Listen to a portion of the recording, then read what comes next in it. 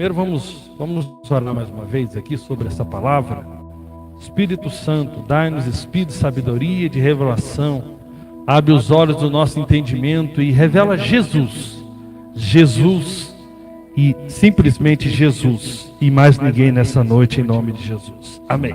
Então, irmãos, eu quero reforçar, falar, aos irmãos de uma chave espiritual. Eu creio que poderia dizer que é a chave mais importante, do Evangelho, da Nova Aliança. Só dar uma introdução, irmãos. Esse termo Nova Aliança é muito mais utilizado no livro de Hebreus.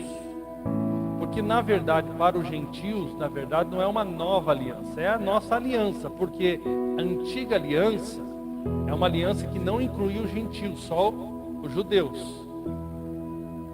Então, é uma nova aliança, na verdade, para os judeus. Mas a Bíblia trata ela como uma nova aliança, porque ela inclui agora nós que somos os gentios.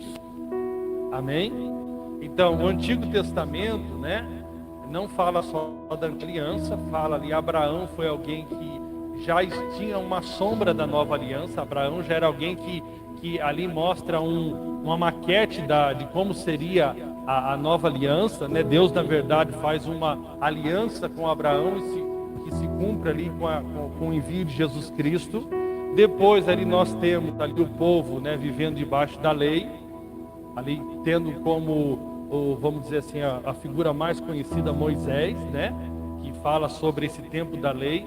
E depois, na plenitude dos tempos, Deus enviando Jesus para estabelecer a nova aliança. Amém? Então, quando nós falamos da antiga aliança, é a aliança que Deus estabeleceu com o seu povo, ali a partir de Moisés, onde ele deu ali os 10 mandamentos e mais as ordenanças no Monte Sinai.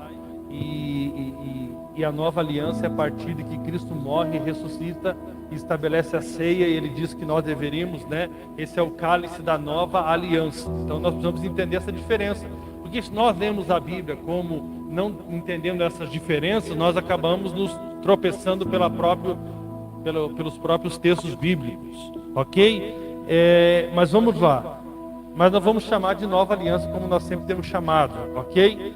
Essa chave, que eu vou falar aqui para os irmãos, já tenho falado, mas vou reforçar aqui hoje de uma outra forma, é a chave que eu acredito que ela destrava todas as áreas da nossa vida.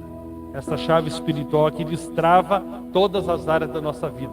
Sem muita delonga, esses dias eu fui escutar uma pregação e vi que introdução que fica muito estendida e não conta logo o assunto, parece que não é muito bom, Eu fiquei ali meia hora, o pregador ainda estava introduzindo para ele poder falar no final o que era aquilo.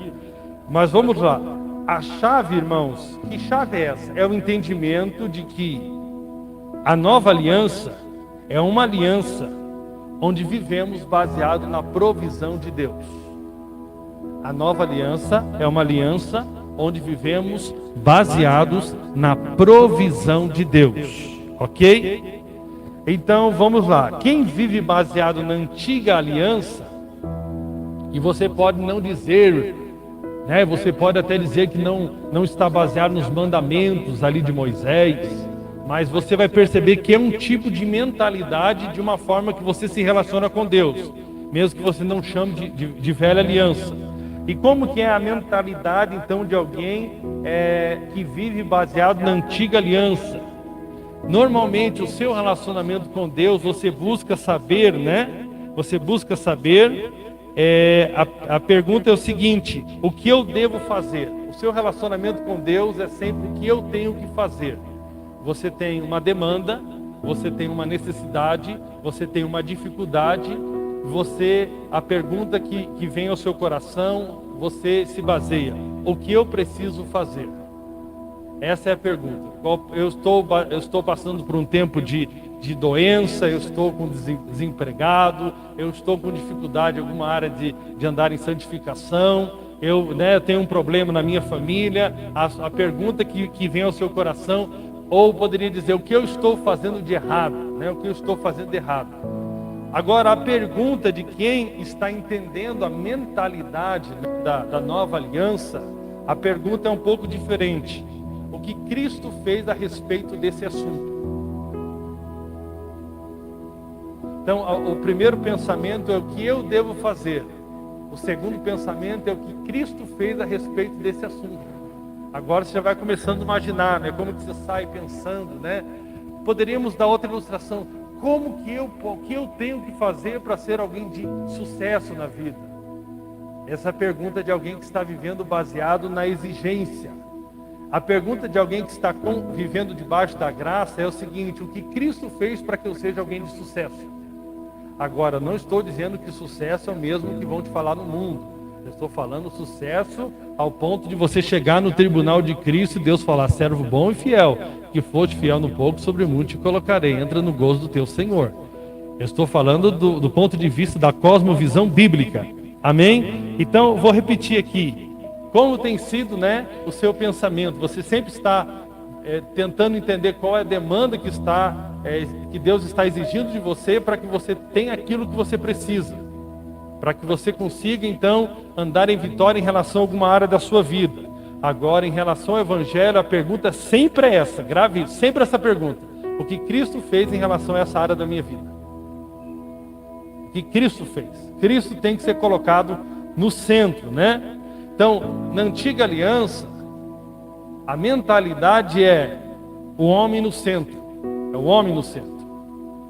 E aí você pode perceber, por exemplo, se o homem quisesse ter os seus pecados cobertos, ele tinha que providenciar ali o sacrifício, ele tinha que levar lá para o templo, ele tinha que seguir as exigências determinadas pelo próprio Deus de como deveria ser o animal. Não era qualquer época, teria que ser na época certa. Tudo tinha uma série de exigências em relação ao homem. Não podia ser qualquer animal, né? Em Malaquias fala, vocês, né, falam que me honram, né, mas vocês trazem os animais, ou seja, os animais os piores que tinham, vocês não cuidam da minha casa. E nós podemos observar ali no Antigo Testamento uma série de exigências,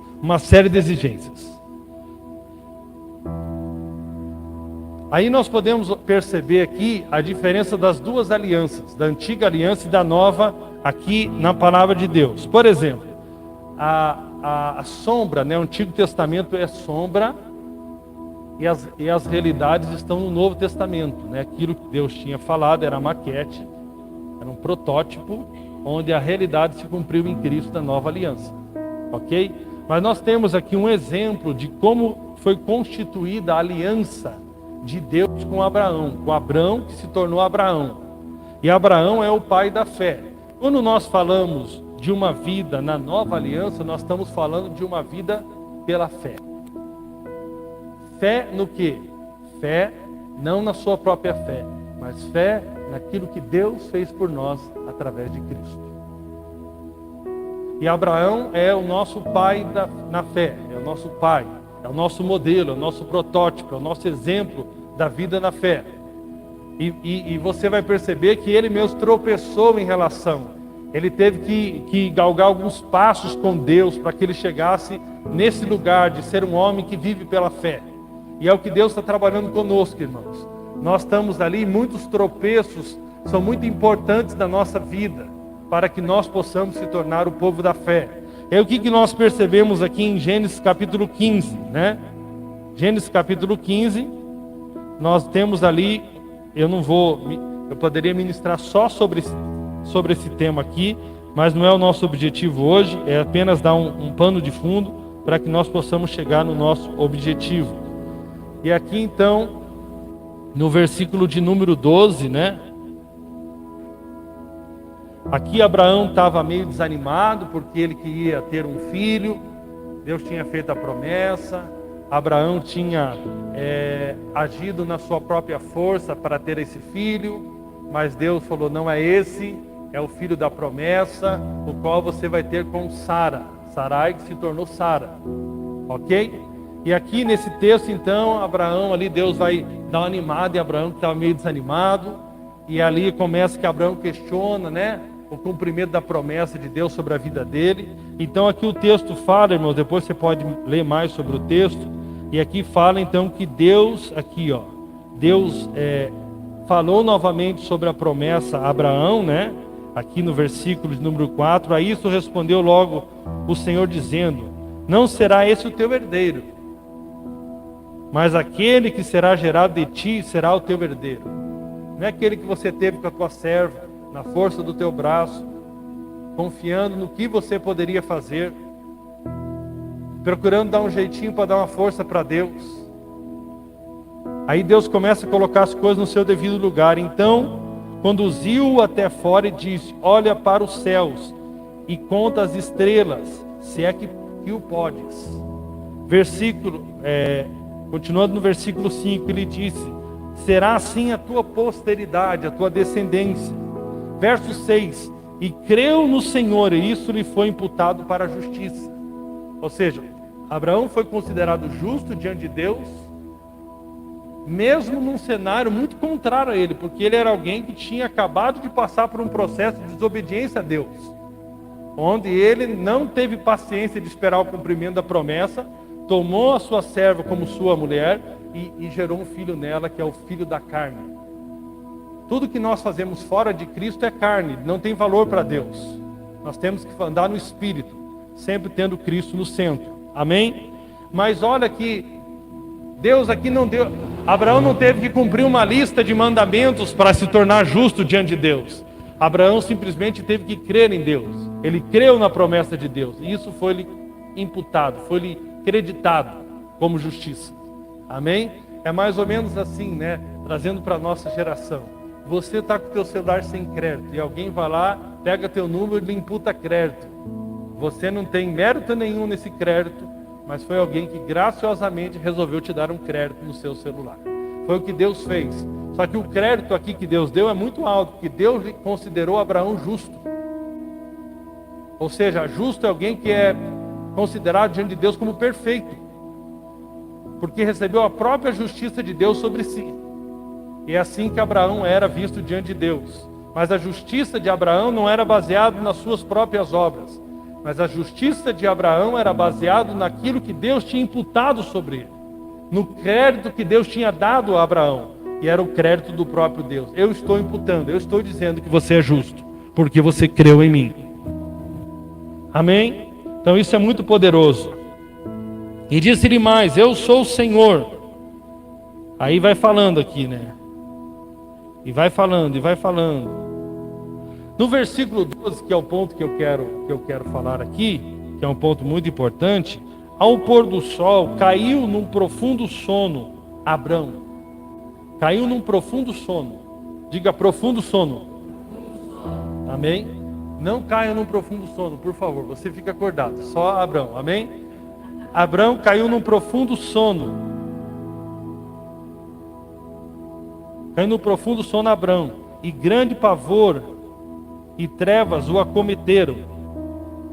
Então lhe foi dito: sabe com certeza que a tua posteridade será peregrina em terra alheia, e será reduzida à escravidão, e será afligida por 400 anos. Deus está contando o cenário que ia acontecer primeiro com a descendência dele.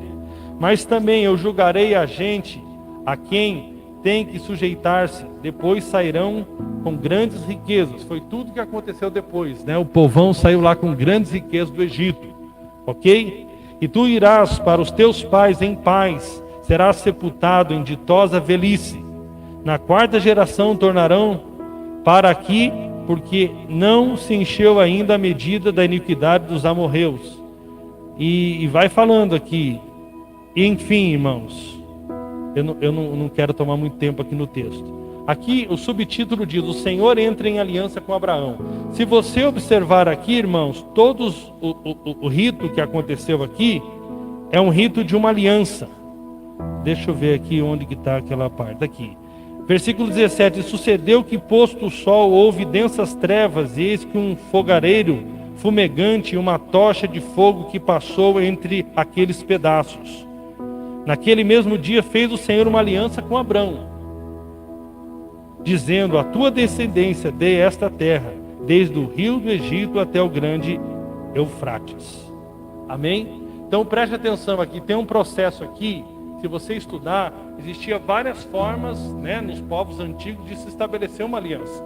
Inclusive, quando você pega a aliança de casamento, qual eu estou aqui, né, na minha mão, a minha aliança juntando com a minha esposa forma o símbolo do infinito. Diga que bonitinho. Amém? Então, existiam várias formas de se estabelecer. Era cortado partes, né, das partes que estavam fazendo aliança para derramamento de sangue. Tinha presentes envolvidos, tinha muitas formas. E quando nós olhamos aqui no versículo 17, né, inclusive era colocado ali no meio o sacrifício e as pessoas iam entre as partes, rodando entre as partes ali, simbolizando o sacrifício. Tinham várias formas, enfim. Mas tem uma coisa interessante aqui, irmãos, que se você ver aqui no versículo de número 12, um ponto importante aqui do texto, nessa aliança que tipifica a nova aliança, Abraão foi colocado para dormir. Por que, irmãos, que Abraão foi colocado para dormir?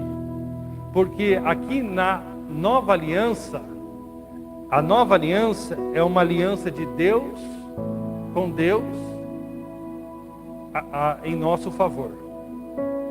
A velha aliança era uma aliança do homem, e baseada na fidelidade do homem para com Deus, e baseado na fidelidade do homem que Deus responderia a essa fidelidade. Na nova aliança, é Deus se entendendo com Deus a respeito de nós.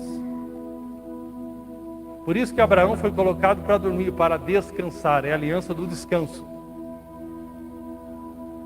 Amém? Agora, quando você olha aqui, você não vê, então, Deus coloca Abraão para descansar, para dormir, e Deus não faz aqui nesse momento nenhuma exigência para Abraão, a não ser crer. Não tem aqui, cumpre os mandamentos, não tem nada aqui, é muito simples. Abraão creu, isso foi imputado para a justiça, Deus coloca Abraão para dormir, Deus faz todo o ritual, Deus com Deus, Deus libera as promessas sobre Abraão, nós só estamos vendo promessas sendo liberadas aqui. Essa é a nova aliança, a aliança do descanso. Agora, se você olhar a antiga aliança, você vai perceber lá que existe uma série de exigências de Deus para com o povo. Mas tudo isso partiu do próprio povo, porque esse povo andava baseado na aliança de Deus com Abraão. Eles deviam viver apenas pela fé, né, nessa aliança, nessas promessas que Deus tinha feito. Mas esse povo, eles, sabe quando a coisa está muito boa, eu quero arrumar problema para mim mesmo? E esse povo então aqui, o que aconteceu? Eles queriam agora que a aliança deles com Deus fosse uma aliança baseada naquilo que eles poderiam oferecer a Deus. Então Deus deu a lei para eles. E a partir dali, irmãos, você vai ver que um povo que anteriormente à lei tinha falhas, mas tinha graça e misericórdia de Deus. A partir de que a lei foi dada, porque eles mesmos pediram, eles falaram para Deus: Senhor, aquilo que tu mandar nós vamos fazer. Nós vamos obedecer tudo cabalmente. E a realidade é que a partir dali, irmãos, eles pisavam na bola e aí começou gente a morrer, começou um monte de desgraça. Por quê? Porque agora se tornou uma aliança baseada no que eles poderiam oferecer a Deus. No que eles poderiam oferecer a Deus.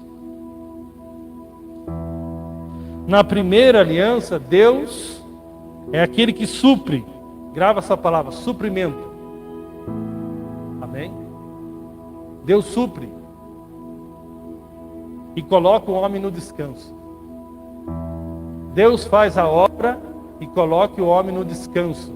Descanso, irmãos, é uma posição de segurança. De que eu tenho certeza que algo está pronto. Na segunda aliança, Deus enche esse homem de exigências.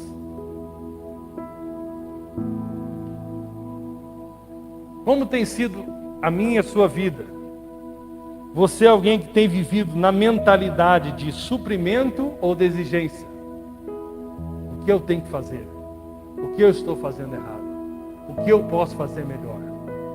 Certamente alguma coisa eu estou fazendo errado, porque eu não estou vendo essa área avançar. O que eu tenho que fazer para que Deus então fique contente para que eu possa avançar em tal área?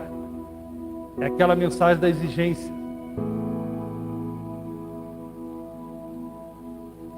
E você vai encontrar base para essa mensagem na Bíblia. Deuteronômio, né, tão conhecido, tão falado pelo Klebers. Deuteronômio 28 fala tanto sobre as bênçãos e as maldições.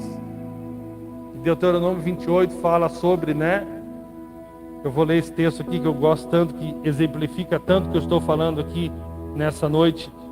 Deuteronômio 28.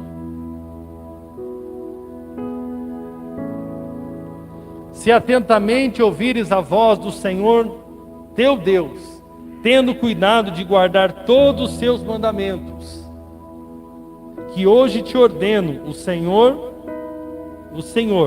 teu Deus te exaltará sobre todas as nações da terra. Você fica feliz, né? Puxa vida, Deus vai me exaltar sobre todas as nações da terra. Mas você tem que pegar que há uma condição.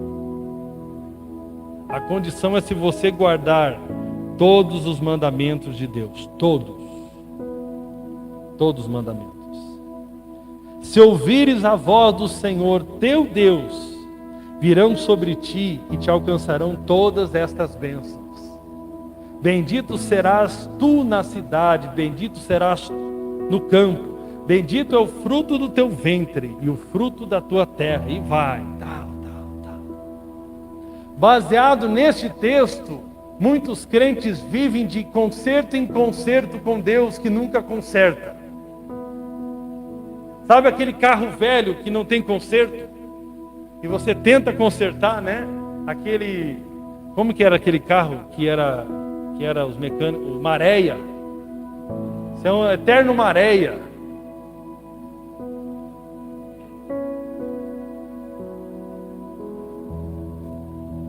Por isso que Jesus disse a Nicodemos, é necessário nascer de novo, não tem conserto. Fala para o irmão, você sem Jesus não tem conserto. Pau que nasce torto nunca se endireita. Aleluia. Nós sem Cristo não tínhamos problema, nós éramos o problema. Como diz um pastor amigo, você era um problema de duas pernas. Aí você olha esse texto aqui, né? E de conceito em conceito, vamos falar a verdade aqui, se eu pregar aqui agora, meu irmão, quantos querem a bênção de Deus, né? Traduzindo aqui para os dias de hoje, bendito serás tu na cidade, bendito será você no trabalho, na bolsa de valores, bendito será você quando comercializar o Bitcoin.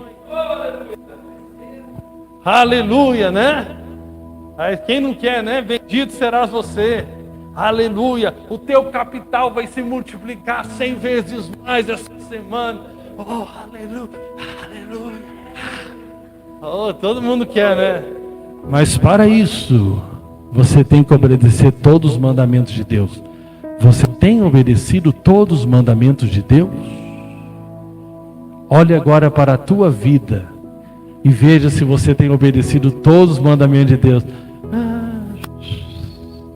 Você fala, se eu ficar com a minha moedinha essa semana já tá bom, né? Não precisa nem de Bitcoin, se eu ficar só com a minha moeda tá bom.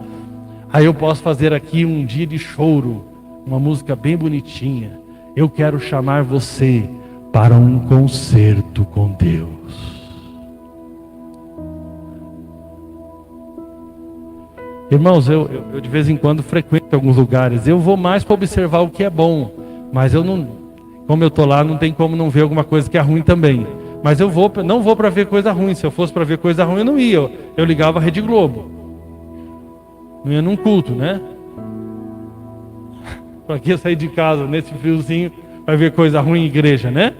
Mas eu vou, mas eu vejo muita coisa. Tem um lugar que eles choram muito. Todo culto que você for lá, eles vão estar chorando, mas sempre de remorso. Vamos falar a verdade, irmão. Meu irmão, eu quero dizer que tem pessoas aqui que você tem quebrado os mandamentos de Deus. Essa semana toma cuidado. Rapaz. Vai dizer que você não ia dar uma convertida. Continua faltando culto para você ver. Quem que não... Aí o versículo 15, né? Versículo 15, até o versículo 14 fala isso. Aí chega o versículo 15, né? Por enquanto estava na bênção, né? Aí tem uma canção, né? Se atentamente ouvir a Deus, e o mandamento seus obedecer, eu não correrei atrás de... Mas o problema é o começo da canção. Eu não correrei atrás de bênçãos, sei que elas vão me alcançar, onde eu colocar a planta dos meus pés, alguma coisa abençoará. Bendito serei, bendito serei. Você viu que eu sou bom pro louvor, né, irmãos? Eu só entro depois, por causa que a minha voz é uma voz muito boa. Aleluia. Será que Deus lançou uma maldição sobre a minha voz? Mas vamos lá. Mas o problema é se atentamente ouvir a Deus. É uma canção da velha aliança. Aí tá. Aí o versículo 15 começa. Aí o povo pula, né? Vamos pular. Versículo 15. Será, porém, se não deres ouvidos à voz do Senhor, teu Deus, não cuidando em cumprir todos os seus mandamentos e os seus estatutos que hoje te ordeno, então virão todas essas maldições sobre ti e te alcançarão. Maldito serás na cidade, maldito será no Bitcoin, maldito será na bolsa de valores.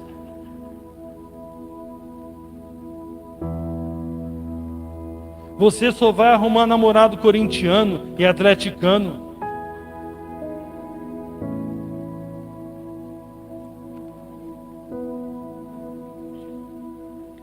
Você andará, encontrará um palmeirense que te cantarás na rua.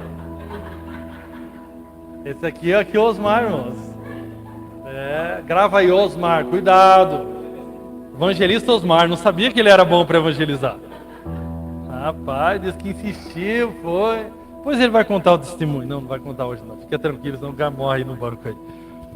Então, irmão, você vê que há uma condicional, uma mentalidade de exigência. O que eu tenho que fazer? O que eu tenho que fazer? Cuidado com essa graça barata! Esses dias eu vi um pregador, né? Quem foi que te ungiu a pastor? O cara estava nervoso no dia. Eu falei, opa. Amém. Vamos voltar aqui.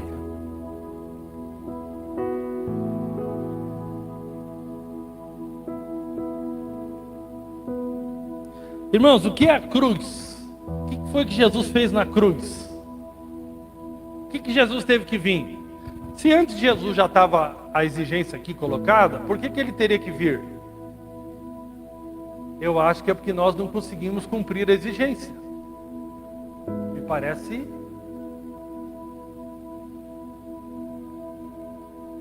O que é a cruz? É Deus suprindo as exigências de Deus.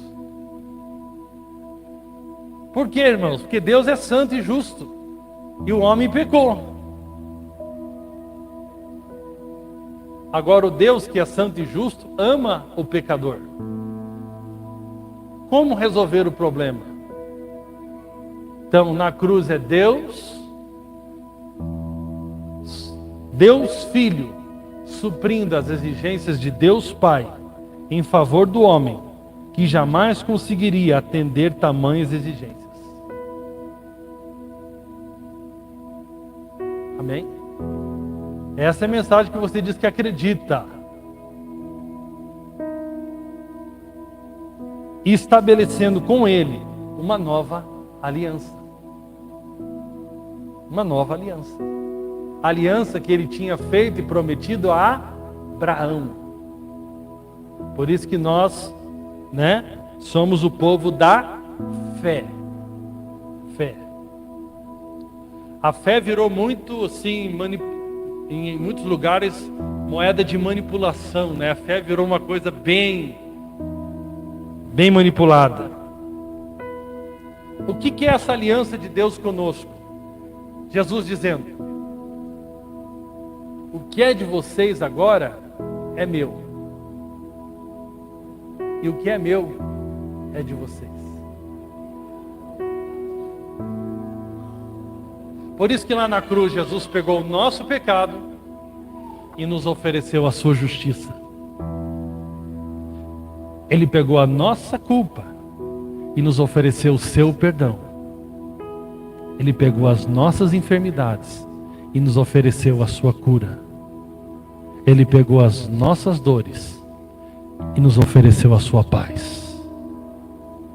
Aleluia. Ele pegou a ira de Deus e ofereceu ao mundo a reconciliação do homem para com Deus.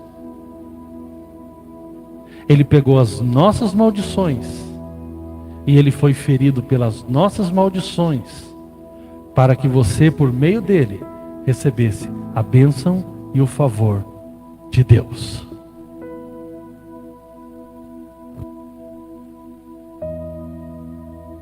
Ele pegou a nossa velha natureza, escrava do pecado, e nos deu uma nova natureza. Nos deu o seu DNA divino. Ele é o fim de uma raça e o início de uma nova raça. Nova criação. Ele nos deu o poder de se tornarmos filhos de Deus, co-herdeiros de uma herança que era dele e que agora ele compartilha conosco.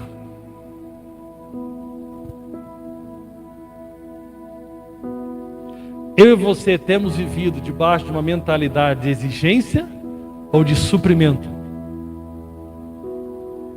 Isso é muito importante para nós nos perguntarmos. Vamos pegar aqui um outro exemplo aqui para ficar bem claro. Algumas pessoas foram até Jesus quando ele estava encarnado, quando ele se fez carne, quando ele se fez homem. E uma delas é um famoso chamado jovem rico. Se eu tivesse na Bíblia, a Bíblia narrar, lá vem o jovem pobre, mas aqui é o jovem rico. Amém? E o que o texto diz sobre o jovem rico? Como ele chegou a conversar com Jesus, está lá em Mateus 19, verso 16. E o texto diz o seguinte: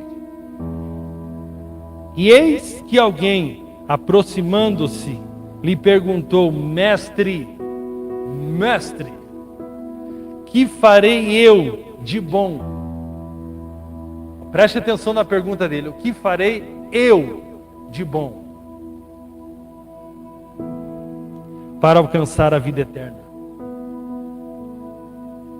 Sempre que alguém chegava com esse tipo de pergunta para Jesus, e muitos pregadores usam esse texto aqui para colocar como se esse texto fosse o padrão para a salvação. Não, aqui não é o padrão para a salvação. A resposta de Jesus, ele não está colocando um padrão para a salvação, mas ele está mostrando para aquele jovem que era impossível ele se auto-salvar. E Jesus, conhecendo o coração do jovem rico, vai lá naquilo que ele era mais precioso para ele. Ele se gabou de cumprir a lei e tal, ele falou das coisas que ele fazia. Aí Jesus falou: vai, vende tudo o que você tem e dá aos pobres. O que aconteceu com aquele jovem? Ele se entristeceu e foi embora. Jesus foi lá no ponto fraco dele. Jesus conhecendo. Agora, se ele chegasse: bom mestre, o que o Senhor tem me oferecer para que eu seja salvo? Mas ele chegou: bom mestre,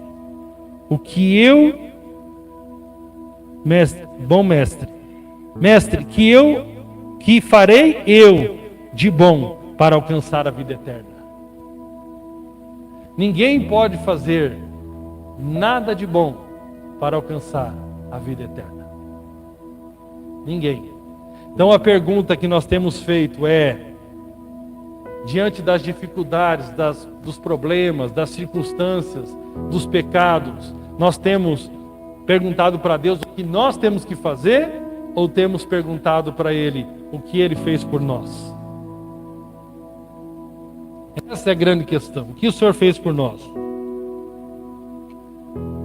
E olha que coisa interessante, irmãos. Quem vive debaixo da bondade de Deus, ela até incomoda um pouco. Eu vou mostrar aqui na Bíblia. Tudo está Mateus capítulo 20.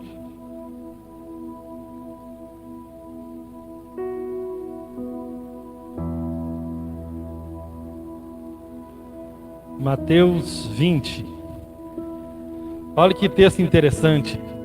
A parábola dos trabalhadores na vinha, porque o reino de Deus é semelhante a um dono de casa que saiu de madrugada para assalariar trabalhadores para a sua vinha. E tendo ajustado com os seus trabalhadores a 1 denário por dia, mandou-os para a vinha. Saindo pela 3ª hora, viu na praça outros que estavam desocupados. Então, primeiro aqui nós temos os trabalhadores que começaram a trabalhar bem cedo. E ele prometeu 1 denário por dia de trabalho daqueles trabalhadores. Saindo pela 3ª hora, viu na praça outros que estavam desocupados. E disse-lhes: ide vós também para a vinha, e eu vos darei o que for justo. Eles foram. E tendo saído outra vez perto da hora 6ª e da 9ª, procedeu da mesma forma. Então, durante o dia, os trabalhadores começaram lá cedo, e ele foi, os que vão começar às 10 horas, outros vão começar às 3 da tarde, e ele foi pegando os trabalhadores lá para trabalhar para ele lá. Saindo por volta da hora 1/10, encontrou outros que estavam desocupados, e perguntou-lhes: por que estiveste aqui desocupado o dia todo? Responderam-lhe: porque ninguém nos contratou. Já entregamos currículo o dia inteiro. Então lhes disse: ide também vós para a vinha.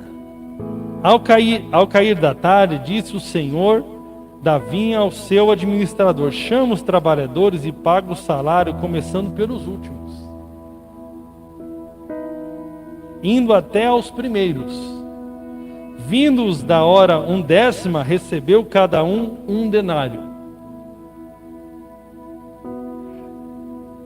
Ao chegarem os primeiros, pensaram que receberiam mais, porém também estes receberam 1 denário cada um. Mas tendo recebido, murmuraram contra o dono da casa. Murmuraram, dizendo: esses últimos trabalharam apenas 1 hora. Os últimos trabalharam 1 hora, o outro trabalhou o dia inteiro. Contudo, os igualastes a nós, que suportamos a fadiga e o calor do dia todo. Mas o proprietário, respondendo, disse a um deles: amigo, não te faço injustiça. Não combinastes comigo 1 denário? Toma o que é teu e vai-te, pois quero dar a este último tanto quanto a ti. Porventura não me é lícito fazer que quero do que é meu? Ou são maus os teus olhos porque eu sou bom? Assim os últimos serão os primeiros, e os primeiros serão os últimos, porque muitos são chamados, mas poucos os escolhidos. Olha que coisa interessante aqui, né, irmãos? Existem pessoas que vão receber só aquilo que merecem. E existem pessoas que vão experimentar da bondade e da graça de Deus. Você escolhe que tipo de relacionamento você quer ter com Deus. Se é aquele que você apresenta o que você faz, ou se você é aquele que apresenta o que Jesus fez. Agora eu pergunto, você acha que o que você faz é melhor do que Jesus fez? Então, por que nós insistimos a apresentar aquilo que nós fazemos em vez de apresentar aquilo que Jesus fez? E de fato experimentarmos a bondade de Deus. E o povo fica nervoso com a bondade de Deus. É ou não é? Até na comunidade como a nossa, se for feita uma atitude de bondade para com algum irmão e o outro falar: mais comigo não fizeram.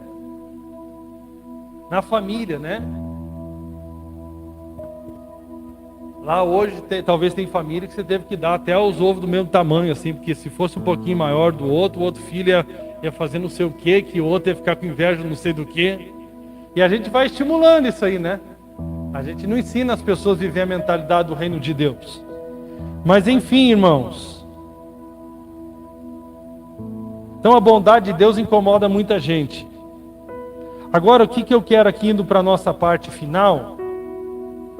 Quem vive pela mentalidade de suprimento aprende a responder à graça recebida. E aqui você vai entender a lógica da graça de Deus. Amém? Vamos lá ver se a gente consegue se fazer claro.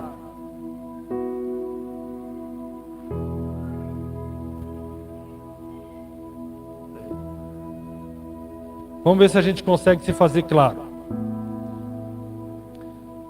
Nós temos que aprender a responder à graça de Deus. A responder à graça de Deus. E aqui eu acho que eu vou conseguir te deixar claro isso. Exemplo. Abraão, no capítulo 15 de Gênesis, a Bíblia diz que isso foi que ele creu em Deus e isso foi lhe imputado como justiça. Deus colocou ele para dormir e fez uma aliança com ele. Ali Abraão já tinha uma aliança com Deus. Amém? Deus já tinha uma aliança com Abraão. Quando nós olhamos no verso 22, até o verso 22, Deus dá o filho que tinha prometido a Abraão, mas de repente Deus pede o filho de Abraão. Coisa estranha, né? Deus faz uma promessa, coloca o homem no descanso, a promessa se concretiza, Abraão tem um filho com a sua esposa Sara, mesmo em idade super avançada, e de repente Deus pede o filho. Mas observe como é que Abraão agiu em relação a essa situação. Preste bem atenção. Nós poderíamos ler vários versículos, né? Mas eu quero ler um texto bem especial. Quando Isaac faz a pergunta a Abraão, a pergunta-chave. Quando Isaac disse a Abraão, seu pai, meu pai, respondeu Abraão, eis-me aqui, meu filho. Perguntou-lhe Isaac, eis o fogo e a lenha, mas onde está o cordeiro para o holocausto? E qual que foi a resposta de Abraão? Deus proverá o cordeiro. Agora, o autor de Hebreus nos dá uma notícia muito mais poderosa aqui, ó, que nós muitas vezes não percebemos, que está lá em Hebreus capítulo 11, verso 17. Pela fé, Abraão, quando posto à prova,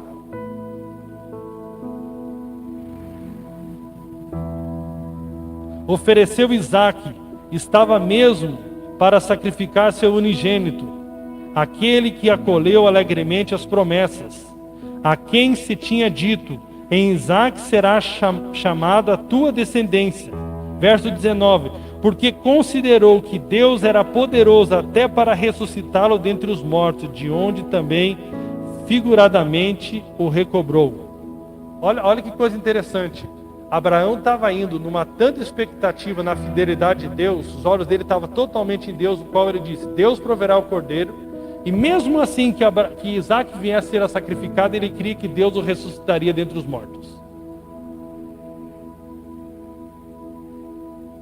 Mas vamos entender aqui as coisas um pouquinho mais claras. O que é eu aprender a responder à graça de Deus e viver por uma mentalidade de suprimento? É eu desenvolver a minha vida a partir daquilo que Cristo fez por mim. E vamos lá então. Então, quando eu oro pela minha saúde, pela saúde de alguma pessoa, eu não oro para receber vitória, eu oro a partir da vitória. Eu oro a partir de uma posição de que Deus me colocou em Cristo. Cristo já levou todas as enfermidades. Então eu não estou tentando convencer a Deus de me curar. Eu estou convencido que Deus já me curou em Cristo e eu parto desse ponto para orar. Agora aqui eu quero te dar alguns exemplos bem práticos aqui rapidamente. Amém? Por exemplo, perdão. O que o texto bíblico fala sobre o perdão? Antes, sede uns para com os outros benignos, compassivos, perdoando-vos uns aos outros. Então a Bíblia está falando aqui, né, de que nós deveríamos perdoar uns aos outros.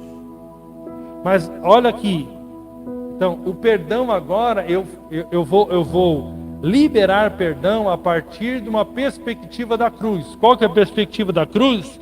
Eu vou perdoar como também Deus em Cristo vos perdoou. Como que era na antiga aliança? Eu deveria perdoar para que Deus me perdoasse. Como que é na nova aliança? Eu perdoo em resposta ao perdão que recebi. Está entendendo a lógica diferente?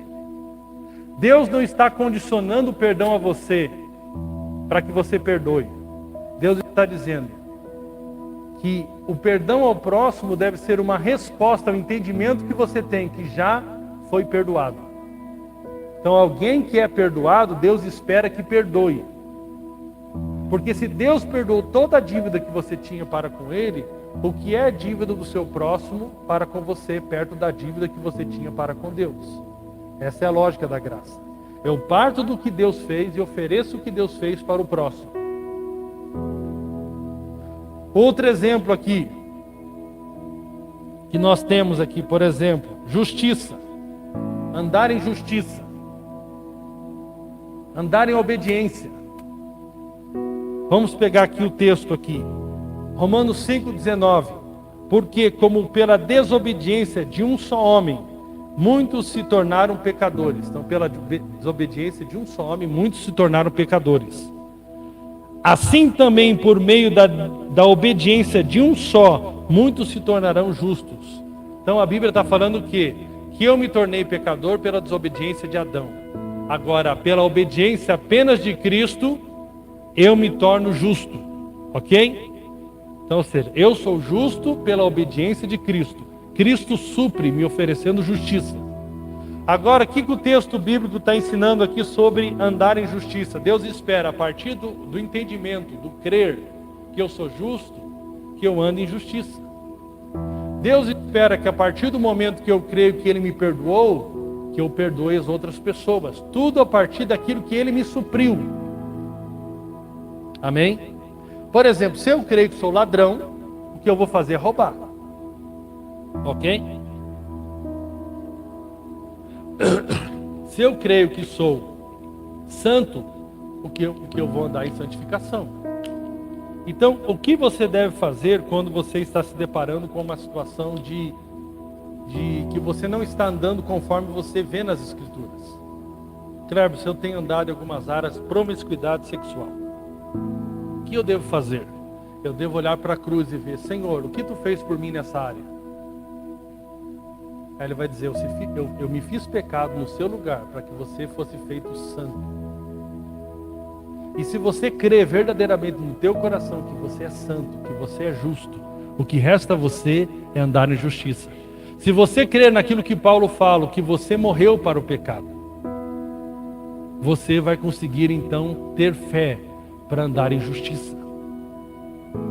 Então essa é a forma bíblica, é o responder à graça. Ou seja, existe uma graça, existe uma capacitação, existe um liberar de Deus sobre a minha vida naquela área. Então eu tenho que me concentrar não no pecado, eu tenho que me concentrar na cruz. O que a cruz fez por mim naquela área? E então eu vou conseguir ter fé, a partir do momento que eu abraçar aquela verdade. Irmãos, nos últimos anos minha santificação cresceu muito. O que eu fazia quando eu pisava na bola numa área da minha vida? Eu não ia fazer aquela oração de lamúria. Ah, eu não presto mesmo, porque tem gente que acha que o que Deus gosta, que se humilhar diante de Deus é ficar se deteriorando. Sabe o que é se humilhar diante de Deus? É você parar de confiar em você mesmo, no que você pode fazer. Primeira coisa que você faz em relação ao pecado é falar, Senhor, eu por mim mesmo não consigo andar em santidade. Mas eu reconheço a tua graça, conforme diz Romanos capítulo 6. Como viverei no pecado, Senhor, se eu morri para o pecado? Senhor, como que eu posso viver no pecado se eu morri para o pecado? Eu creio, Senhor, que naquela cruz era eu que estava pendurado ali, Senhor. O Senhor estava me representando. E quando o Senhor ali morreu naquela cruz, quando o Senhor disse estava consumado, era o homem pecador que eu era, morrendo naquela cruz. E ao terceiro dia, quando o Senhor ressuscitou, era eu ressuscitando em novidade de vida. Por isso eu declaro, eu creio, eu confesso que eu sou nova criação. Está entendendo uma forma que você vai trabalhando no seu coração? Confessando a palavra, confessando as verdades que Deus diz sobre você. É assim que você então vai crescendo no teu coração. Aí você dá uma derrapada de novo. E aí você continua, eu sou a justiça de Deus em Cristo. Assim como Martim Lutero disse, né? Eu preciso ouvir o Evangelho todos os dias. Todos os dias você tem que ouvir essa verdade, se alimentar dessa verdade. Eu duvido, meu irmão, que você não vai começar a apresentar os frutos do Evangelho. Os frutos do Evangelho. Então o texto, irmãos, de Romanos fala de um Deus que nos concede justiça pela obediência de Cristo. Agora o texto de 1 João capítulo 3, versículo 7 diz: Filhinhos, não vos deixeis enganar, por ninguém, aquele que pratica a justiça é justo, assim como ele é justo. Então aqui está falando de praticar a justiça. Aí você olha para você, você não consegue praticar a justiça. O que você vai fazer? Você vai lá para Romanos. E vai lá. Cristo me concedeu a sua justiça. Em Adão estava o meu desespero, em Cristo está o meu suprimento. Eu tenho a justiça de Cristo em mim. Eu tenho a paciência de Cristo em mim. Eu tenho a abundância da graça em mim. E você vai confessando o quê? Aquilo que Cristo fez por você. E vai chegar uma hora que você vai, sabe, você falar não significa que você ainda acredita. Eu aprendi uma coisa muito forte. A boca fala que o coração está cheio, mas o coração está cheio do que a boca fala. Às vezes você não fala porque crê, você fala para crer. E você vai confessando. Quando você percebe um dia no teu coração, aquilo se tornou verdade. Você acredita naquilo. Aquilo é verdade. Não tem nenhuma hora que você esteja passando necessidade aqui nessa noite, que Deus não tem um suprimento para você naquela cruz. O que você precisa é parar de focar no seu problema e focar na solução, que é Cristo. Por isso a Bíblia diz, olhe para Cristo. Finte os seus olhos em Cristo. E como que é a nossa comunicação em casa? Nós estamos transmitindo para as pessoas que convivem conosco a identidade de Cristo, ou estamos produzindo na vida dessas pessoas dúvidas sobre a identidade delas? Eu volto a dizer, anos atrás eu falava para minha esposa, quando ela não queria fazer o que eu queria, eu falava, você é rebelde. E sabe o que eu percebi? Cada dia ela estava mais rebelde.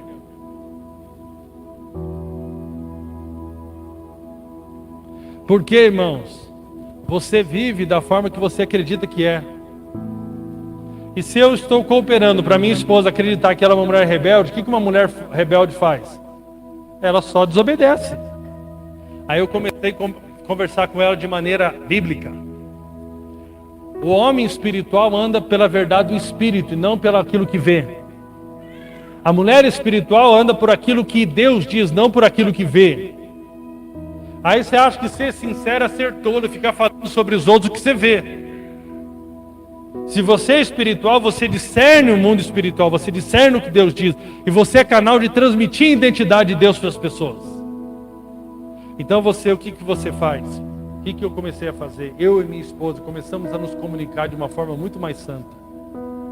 A ponto de eu falar para ela, esse comportamento que você está tendo não combina com quem você é em Cristo. Irmãos, isso muda completamente. Vai conversar com o seu cônjuge e falar, você é uma rebelde, eu estou atacando ela, eu não estou ministrando Cristo na vida dela. Mas quando eu converso com mansidão, na hora certa, falando, minha esposa, isso não combina com a identidade que você tem em Cristo, com a mulher de Deus que você é, com a mulher virtuosa que você é.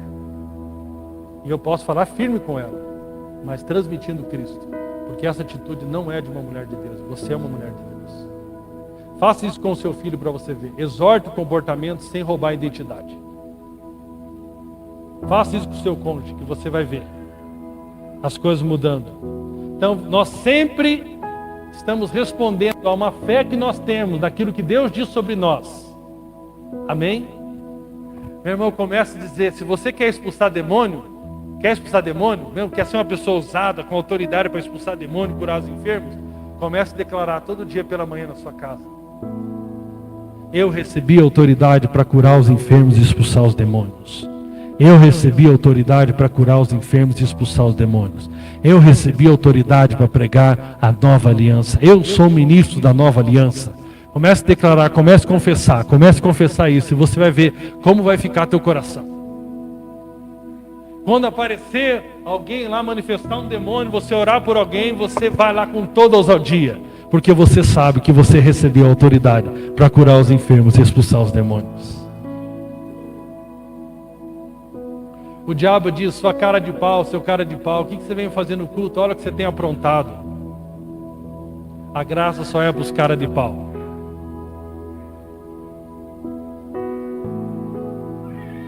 Não estou dizendo que a graça é uma licença para você viver de qualquer maneira. Eu estou dizendo que se você continuar olhando para o jeito que você vive, sem perceber o que Deus fez por você, naquela área você nunca vai conseguir andar como você sabe que Deus gostaria que você andasse. Toda providência, toda boa dádiva, todo dom perfeito vem do Senhor. Amém? Amor, por exemplo. Amor. Quem já não ouviu mensagem sobre o amor? Mas quantos andam em amor? E 1 João capítulo 4, versículo 10 diz: nisto consiste o amor, não em que nós tenhamos amado a Deus, mas em que Ele nos amou e enviou seu Filho como propiciação pelos nossos pecados. Então o amor não consiste no teu amor por Deus, mas primeiramente em você compreender o amor dele por você. Irmãos, eu tenho feito um exercício muito forte. Cuidado muito com o que eu estou ouvindo, o que eu estou pensando nos últimos 30 minutos antes de dormir, nos 30 minutos começar o dia. A minha esposa nem escuta, mas muitas vezes eu estou na minha cama ali, deito, eu gosto de me abraçar assim como se Deus estivesse me abraçando. E Ele está me abraçando mesmo ali. Eu falo, Senhor, eu estou escondido em Ti. O Senhor me ama, o Senhor cuida de mim. Eu começo a pregar para mim ali, irmãos. E aquilo dá uma dinâmica tão poderosa para o meu dia. Eu estava, irmão, depois de ter passado por tudo que eu passei ano passado, esse ano eu estava o diabo estava roubando a minha atenção do amor de Deus com pressão alta. Eu já falei algumas vezes aqui, eu tinha pressão alta de medir a pressão. Eu ficava nervoso de medir a pressão, ficava com pressão alta. É até meio idiota, né? Você está preocupado em medir a pressão porque a pressão aumenta porque você mede a pressão. Mas eu percebi que aquilo tinha tomado meu coração, mas eu percebi que aquilo tinha uma raiz. O exterior só tem um sinal para apontar alguma coisa que está acontecendo dentro. Eu percebi que eu não ficava em paz no dia enquanto não olhava a minha pressão. Então onde estava a minha segurança? No aparelho de pressão. Sabe o que eu fiz? Eu tive que entrar no desafio da fé. Esforço do descanso. Eu parei de medir a pressão. Só que para mim dá sensações de... meu olho começa a ficar embaraçado. Quando eu começo a andar dá uma sensação de que eu vou cair. É uma coisa não tão simples assim quanto parece. E aí eu comecei o quê? Todo o tempo que eu dedicava em pensar na pressão alta, eu comecei a dedicar em pensar no amor de Deus. Todo o tempo que eu... Por quê? Por que eu comecei a pensar no amor de Deus? Porque a Bíblia diz que o amor lança fora todo medo. Então se eu focar no medo, eu fico com mais medo. Então quem lança fora o medo? O amor de Deus. Então onde eu foquei? Quem que está jogando fora o medo? Está entendendo o que eu estou tentando ensinar, irmãos? Não é que no final nós não queremos andar em santificação, não é que no final nós não queremos andar em justiça, não é que no final nós não queremos amar a Deus e o próximo, mas não pode ser o foco. Primeiro você precisa vir na fonte, receber da fonte, para manifestar aquilo que você recebeu da fonte. Amém? Quando abandonamos essa mentalidade de o que eu tenho que fazer e vamos para a mentalidade do que Jesus fez, eu saio da mentalidade de escassez e ando na mentalidade de abundância. Eu me sinto suprido. Eu posso até ver, alguém pode até ministrar para mim e falar, e aí você tem amado os perdidos? Aí eu me sinto fortalecido, porque 1 João diz que os mandamentos de Deus não são pesados. Não são pesados. Eu me sinto suprido, irmãos. Sabia, eu não me sinto, eu vejo alguns irmãos pastores muito cansados de pastorear e se sentem tão cansados, desanimados de pastorear. Eu me sinto muito renovado. Depois de tantos anos, eu já estou pastoreando desde 2003. Eu sou novinho, né, irmãos? Estou com 15 anos, mas assim, já faz um tempo já que eu estou pastoreando. Então, assim, eu me sinto nessa nova estação de Deus muito renovado. Porque eu sinto aqui que eu estou te dando um alimento para você andar no descanso.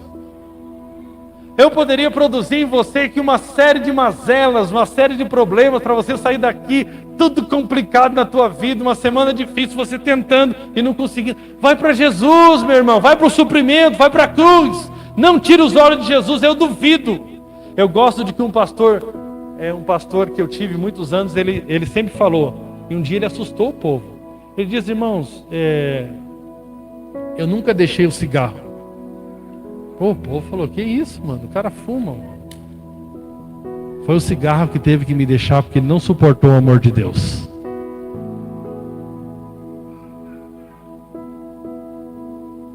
Meu irmão, a hora que você acordar num dia de manhã, se tiver um estralo, eu sou uma nova criação. Enquanto você tiver com essa mentalidade religiosa, você é um pecador, você é um pecador, você é um pecador, você é um pecador. O que você tem fé? Pecador para pecar. Filho, você é um rebelde, você não tem jeito, você não vai conseguir. E agora, irmãos, infelizmente, com essas descobertas psicológicas aí, a criança tal é isso aqui, a outra criança é aquilo ali. Os filhos ficam recebendo essa alimentação só. Você é autista, outro é não sei o quê. Não estou dizendo que não existe isso, irmãos. Mas não é cura para as crianças têm que ouvir, você é nova criação, filho, você é abençoado, você é justo, você vai adiante, Deus vai te capacitar, não importa as tuas limitações naturais, Deus vai além de você em todas as áreas. Mas as crianças ficam ouvindo, elas ficam se alimentando, os pais ficam alimentando. E meu filho é isso. O que será do meu filho, Cleber? O que será do meu filho? O que será do teu filho? Aquilo que está escrito sobre o teu filho. Sabe por quê? A palavra do Senhor diz algo tão poderoso, que eu acabei pulando esse texto. Eu quero ler para você aqui esse texto tão poderoso. 2 Coríntios capítulo 1, versículo 20. Porque quantas são as promessas de Deus, tantas tem nele o sim, porquanto também por ele o amém, para que a glória de Deus, nele o amém, para a glória de Deus, por nosso intermédio. Sabe, irmãos, quem dá o sim e o amém sobre as promessas de Deus é Cristo. Nós queremos sempre ficar pensando no como que meu filho vai ser alguém sucedido, como que meu filho vai estabelecer uma família, como que ele vai poder. Nós temos um irmão que nem congrega conosco, o Yuri, nosso irmão Yuri. O filho dele teve um diagnóstico de tá na sala da irmã do meio, e eu fui ministrar sobre ele. Eu falei, eu peguei o telefone e orei por ele e falei, Yuri, eu quero declarar aqui que eu sinto no meu coração sobre o seu filho. Eu falei, o seu filho, Deus vai dar ideias para ele, Deus vai dar uma sabedoria sobrenatural, que é a sabedoria de Cristo. As pessoas vão ficar surpresas, como que ele teve essa ideia, como que ele teve esse projeto, como que ele conseguiu desenvolver esse produto. E eu fui lá liberar a palavra de Deus sobre ele. É isso que nós precisamos, irmãos, olhar para a cruz, para Cristo, o que ele diz. Como vai acontecer? Só a graça dele nos basta, só a graça. Você só precisa da graça, você só precisa do suprimento. Outras coisas, irmãos, deixa com ele. Deixa com ele. Vamos descansar, vamos parar de dar ouvido para o diabo. Amém? Vem aqui, Anderson, por favor. Amém? Glória a Deus. O que aconteceu, irmãos? O que aconteceu com Jesus? No capítulo 3, versículo 17, Jesus se batiza. E eis que uma voz dos céus que dizia: este é meu filho amado, em quem me comprazo. Olha o que o Pai disse sobre Jesus. Oh Jesus, meu filho amado, em quem tem o prazer, em quem tem a alegria, em quem tem o contentamento. Essa foi a notícia de Deus sobre Jesus. Olha o que o diabo já falou no texto seguinte.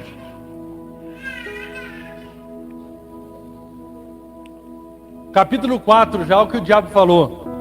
A seguir, foi Jesus levado pelo Espírito Santo ao deserto para ser tentado pelo diabo. E depois de jejuar 40 dias e 40 noites, teve fome. Então o tentador, aproximando-lhe, disse: se és filho de Deus, manda que essas pedras se transformem em pães. O pai tinha acabado de falar uma informação sobre ele. Tu és o meu filho amado, em quem tenho prazer. O diabo lá no capítulo 4 já diz, se tu és o filho de Deus. E não falou nem se tu és o filho amado. Se tu és o filho de Deus. O que o diabo quis colocar dúvida? A identidade de Jesus. Sabe, irmãos, não seja movido por culpa e condenação, seja movido pela fé. Nunca faça algo para provar nada para ninguém, mas faça algo porque tem convicção de que você ouviu a voz do Pai falando para você. Sabe, porque muitos jovens se perdem no mundo porque eles têm que provar para os outros jovens, para eles serem aceitos, aí eles começam a entrar em vícios, etc, para que eles mostrem que eles são poderosos, que eles são aceitos, que eles são isso e aquilo. Mas quem de fato tem identidade do Pai, ele não precisa conversar com o diabo. Ele não precisa provar nada para o diabo. Jesus tinha o poder de fazer o que ele quisesse ali, porque ele é Deus. Mas Jesus não fez o que o diabo pediu para ele, porque ele não tinha nada para provar para o diabo. Amém? Foque-se na tua identidade, foque no que Deus fala sobre você. E aí você vai ver teu propósito, teu destino, em nome de Jesus. Amém?